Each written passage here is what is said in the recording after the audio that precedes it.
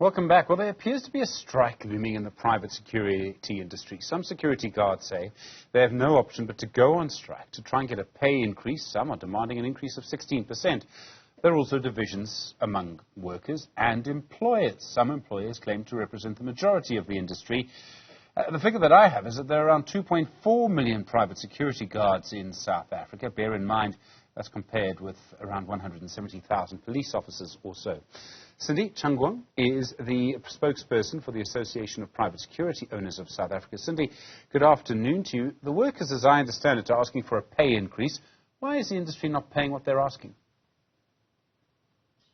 Well, Stephen, I think the issue at hand here is that, there is some room for negotiation in terms of what the workers are actually asking and what the employers are actually putting on the table.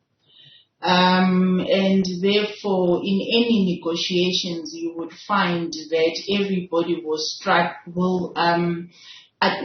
negotiate at the end of the spectrum, which means that they will be looking at negotiating perhaps where they can be able to get better deals or put a better deal on the table. And therefore, you would find that at some point we need to be able to get to a level where we can be able to find each other. Yes. Go on. Currently, I think there is that appetite in terms of employers and employees finding each other. But it's a matter of negotiations that are actually ongoing. Those of us with long memories may well remember the security guard strike over a decade ago, a very violent strike at the time. At this stage, do you think the strike is actually going to happen?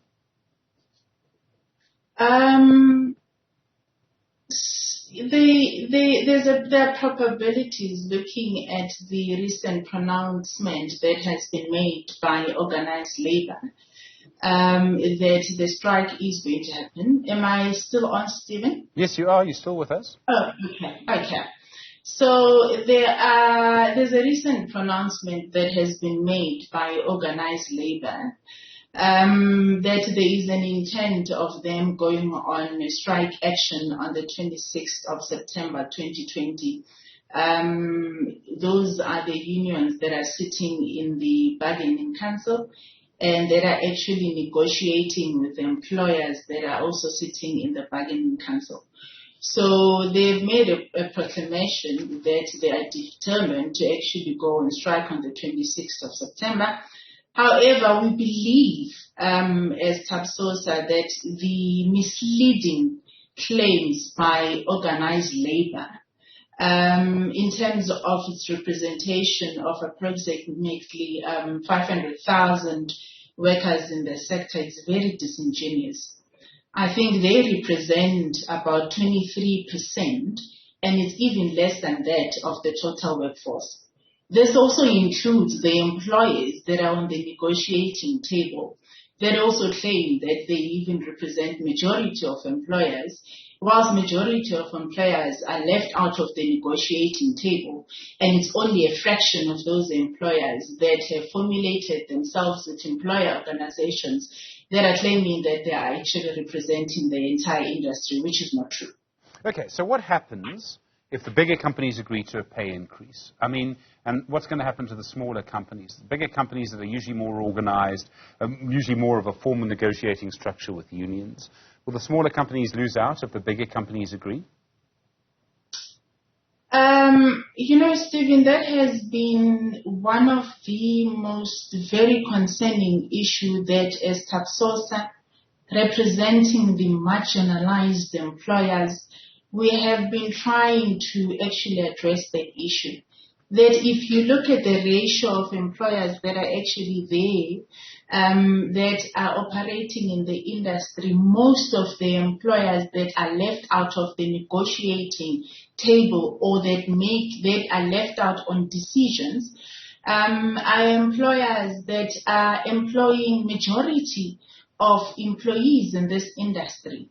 And therefore, we believe that we need to be able, there has to be some mechanism that has to be put in place for those employers to be able to have a voice in being able to contribute towards the development of the industry going forward.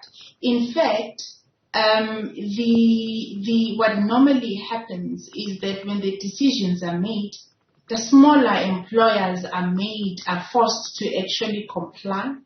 The smaller employers, whether they agree or not, they are forced to, they are penalized by the bargaining council.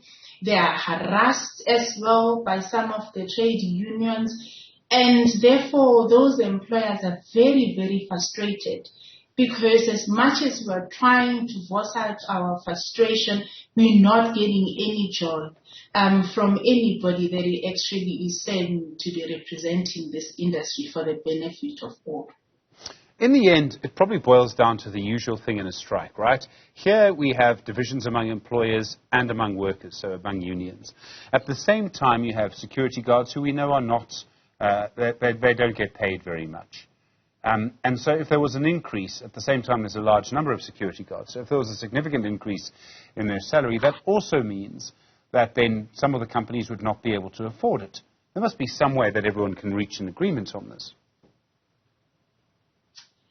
Look, Stephen, it is, it's quite interesting now that you're actually bringing up this issue, because the pronouncement that was made by organized labor, they had indicated that they are not finding each other on the 16% wage increase that they're actually claiming that they want from employers. But at the back end, we've got reliable information that there's already an agreement that has been reached by these unions and the employers that are congregating in the bargaining council. And in that agreement, it's a 4-year agreement that has been reached. And within that, the employees are going to be receiving single-digit increases. And some of the allowances, such as your premium allowances, have been cut. Their provident fund as well, it has been cut from 7.5%, to about 5%. So the pronouncement or the fallacy that has been made, or claim has been made, that on the 26th of September, organized labor is going on strike on 16%, demanding 16%, is neither here or there. It's actually misleading. We need to be very honest, Stephen. When we engage with our workers, we need to be honest as well, and it's important that organized labor as well become honest with their constituencies. This is exactly the same grouping that is on the negotiating table that exempted themselves from honoring some of the provision of the collective agreement containing the wages and terms and conditions of employment published by the Minister of Employment effective 0 March 2020, where they exempted themselves from paying premium allowances and also exempted themselves from paying the provident fund, decreasing the provident fund, and claiming that they had gone to their respective constituencies to consult. And that was not the case. And the rest of the employers are made to pay exactly those premium allowances. They are made to pay exactly the provident fund contribution that they have been paying, and it's business as usual. Where is the fairness in this regard? Why are they saying that they are going to go on a strike action when they know that there is a deal that is already on the table? Sindi, Changuion, thanks very much indeed, from the Association of Private Security Owners of South Africa.